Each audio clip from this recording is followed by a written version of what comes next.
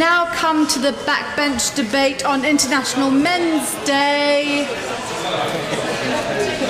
Shh. Philip Davies to move. The aims of International Men's Day are admirable. Those objectives are to promote male role models, to celebrate the contribution that men make, to focus on men's health and well-being, to highlight discrimination against men and the inequalities that men and boys face, to improve gender relations and promote gender equality, and to create a safer world for everyone. And I just want to make the point at the start, Madam Deputy Speaker, that there is a very great difference, and I feared that the Minister in the last question session rather got this mixed up. There's a very big difference between men raising issues, of which there clearly is no problem in this House or in the wider world for that matter, and the raising of men's issues, which is very, very different. And actually, whilst we might have a lot of the former, we get very seldom the latter, and that's the bit that I want us to focus on today. In fact, over the last 30 years, according to the Office of National Statistics, supplied to me by the House of Commons Library, there have been 134,554 men who have taken their own lives.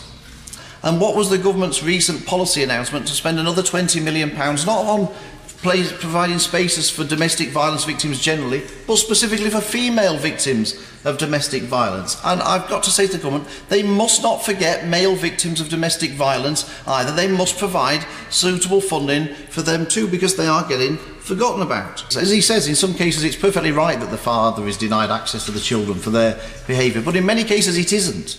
This is a massive problem for many people, and it's clearly one of the causes of the high suicide rate amongst men. It's not something that can be swept under the carpet with children. I give way to the Honourable Lady. I'm grateful to the Honourable Gentleman for giving way. He'll no doubt correct me if I'm wrong, but I believe the criteria for deciding who has residence and contact in relation to children is the same in England as it is in Scotland, and it revolves around the best interests of the child rather than the parents' interests. Absolutely. Well, Philip Davies. Madam Speaker, I haven't got time to have a philosophical debate, but the whole point of being in this place is when we think the law is wrong and we need to do something about it, and this is one of those things. I'll give way to her again. Is the Honourable Gentleman aware of any empirical research which shows that the legal system in either Scotland and England is biased against fathers? Because I'm not.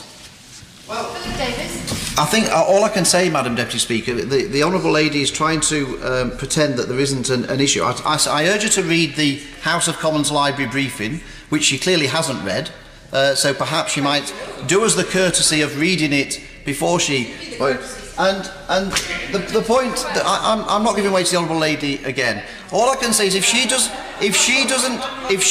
think that there is an issue, has the Honourable Gentleman wanted to participate? Point of order there. Joanna Cherry, point of order.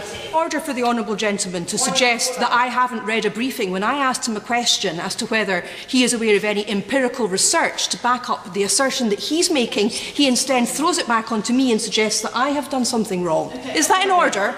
Order. That's not a point of order. As the Honourable Lady knows, he has not allowed the Honourable Lady to intervene, but she has successfully put it on the record by raising that point of order. Philip Davies.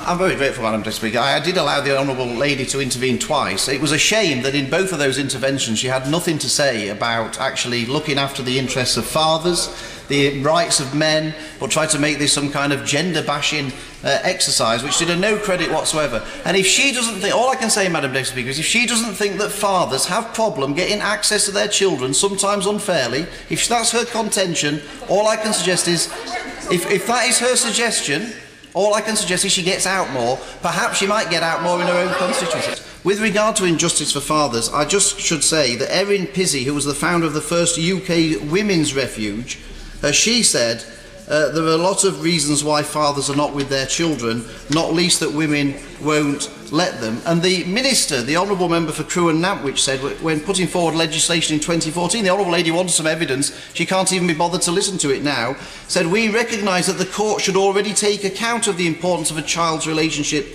with both parents, but there is currently no legislative statement to that effect. We want to reinforce by way of statute the expectation that both parents should be involved in a child's life unless the child is at risk of harm or is not in the child's best interest. That's what the Minister said about this particular issue. So you wanted some evidence, there it is. Much in the same way that misogynist values are challenged, perhaps we need to be a little more open-minded about what we view as misandrist. And then we've got an issue, the HPV virus. Girls are vaccinated for it. This is to stop cervical cancer. It's unlikely that men will get cervical cancer. But they get penile cancer. But from my point of view as a dentist, 40% roughly of head and neck cancers are caused by this virus. More men get head and neck cancer than women. So why aren't we vaccinating boys as well as girls? It's overdue. The Australians are doing it, and if the Australians are doing it, we've got to do it. Despite the obvious sense of many of the contributions, I do feel slightly uncomfortable with the subject of this debate. Whilst I recognise differentials in terms of suicide, primary school teachers and perhaps even fathers' residence rights, Madam Deputy Speaker, it's not women that have caused misogyny, it's not women that have caused the pay gap, and it's certainly not women that deprived women of the vote. Should we not be working towards equality? Or am I just a man who cannot cry, or am I actually a feminist? I'm not quite sure. You're a feminist. And it's important that we address these issues very seriously. For example, it's important to recognise the ways in which patriarchy hurts men. Toxic masculinity hurts men as well as women. Present in the Chamber for International Women's Day, as I am indeed for International Men's Day today, although arguably 365 days of the year are International Men's Days anyway. There are more male members of this House right now than there have ever been women. Now, the SNP Scottish Government since 2014 have had a gender-balanced cabinet. We've taken steps to increase representation. But this isn't sexism, Madam Deputy Speaker. This is working on balance. Because women face glass ceilings every single day of their lives. And let's just say it how it is. There are some things we face equally as men and women in society, but so often women face additional challenges of misogyny, sexism, threats of sexual violence, and there is no level playing field. Men are very well represented in this chamber, and I'm very proud of the SNP's women's representation, which increased from 1 to 20 in last year's elections. We are 36% women, but 100% feminists on these benches. As women parliamentarians, we often face mansplaining, a term that I've spoken of before, Madam Deputy Speaker. But I welcome today's debate and the very thoughtful contributions that have been made so far. Addressing inequality wherever it lies benefits all of us. Correct, of course, last year, the Honourable Member said, I don't believe there's an issue between men and women. Often problems are stirred up by those who might be described as militant feminists and the politically correct males who sometimes pander to them. He added further to that by saying one of the most depressing things to happen was the introduction of the Select Committee on Women and Equalities. What a disservice to this Parliament, Madam Deputy Speaker. So, Madam Deputy Speaker, this is a very important debate. Respecting the rights and equality for all has to be at the top of all that we do in this chamber and beyond. And I'm happy to take an intervention. I understand there are people muttering from a sedentary position. I'm happy to take any intervention. I'm delighted to do so. In terms of positive discrimination, those of us who actually believe in equality prefer to use the term positive action. And the reason that we need positive action is there isn't equality in our society. We're 52% women and can't even be represented in this chamber. So I would welcome any efforts that the Honourable Gentleman might wish to make, working with me and indeed others in his own party and across this chamber to achieve gender equality, because gender equality will mean a better society for all. Yes, of course.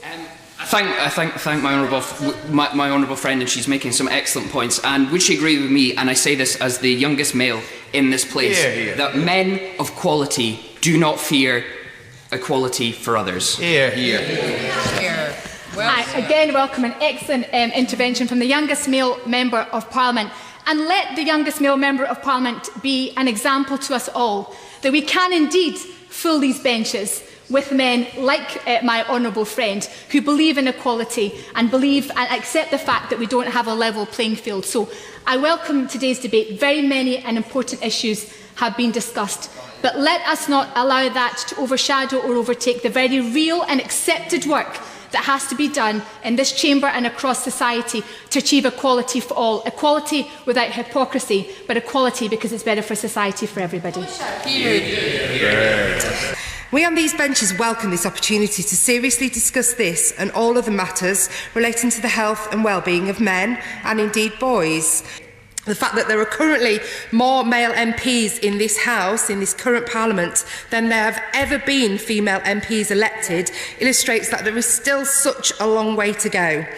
With regard to respect and healthy relationships, the fact that an average of 2 women every week are killed in this country by a violent partner or a former partner illustrates once again that there is a long way to go. The continued existence of the gender pay gap, which we recognised in this place only last week, I'll give way. I thank the Member for giving way.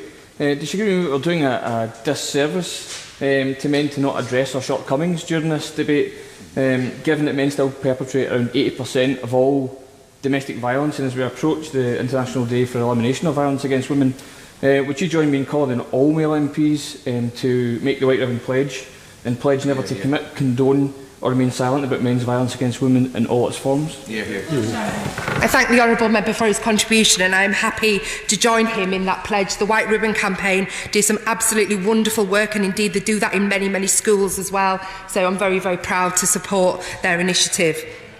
So the continued existence of the gender pay gap, and I fear that many people will see International Men's Day not as standing alongside International Women's Day, but rather as standing in opposition to it. We must send a message from this House that this is a false dichotomy, Madam Deputy Speaker, which creates a division where none needs to exist. In some instances, men actually are the hidden victims. Let me give you an example. Earlier this year, during International Women's Day, the whole House listened in stunned and quite horrified silence as one of the honourable members listed the names of every single woman who had been killed at the hands of a violent partner or ex-partner. There were 81 of them. Every single life lost, an absolute tragedy. In the same year, 19 men suffered that same fate. No one read their names out. That's not okay. In conclusion, Madam Deputy Speaker, one of the aims of International Men's Day is to improve gender relations, which I absolutely support. As I've said before, I want to be very clear that I don't believe that there is an issue between men and women. I would actually rather we were not here having this debate, that we did not need to have separate International Men's Day and separate International Women's Day. I think that the problem is being stirred up by politically correct people who want to make it a war on gender. I'm very grateful, Madam Deputy Speaker. Can I thank everybody who's participated in the debate? We heard some fantastic speeches. The Honourable Lady for Coventry North East made a fantastic speech, and I was very interested to hear about It Takes Balls to Talk, and I'm pleased that she was able to make that make clear the excellent work they do. My honourable friend for Mole Valley typically made, again, a fantastic speech. Even though we had to admit that Australia were ahead of us in some ways. I'm sure that was a painful thing for him to have to admit, but we're very grateful to him for pointing it out. Again, the Honourable Lady for Rutherglen and Hamilton West again made a fantastic speech. I thought it was absolutely terrific, and again she was able to highlight the work that Breathing Space do in her area, and I'm delighted that she's had the opportunity today to do that. And likewise, my honourable friend for Eastleigh, who again made a very passionate speech which was very impressive. Again, I'm delighted she was able to highlight Menshed and talk about Movember as well, even though that isn't something I will be participating in, much to everybody's relief. I'm sorry that the Honourable Lady for Ochil and South Perthshire rather seemed to trivialise today's event and talk about women instead of men. I'm sure the fact that she thinks International Men's Day is every day is very little comfort to the 134,554 men who have committed suicide over the last 30 years. It was very regrettable on that. But finally, Madam Deputy Speaker, I'm pleased that we agreed on one thing, I think, as a House, and that was equality. And I believe in gender equality, and I very much hope that after this debate, men and women are treated equally by the courts when they get sentenced. Order, order.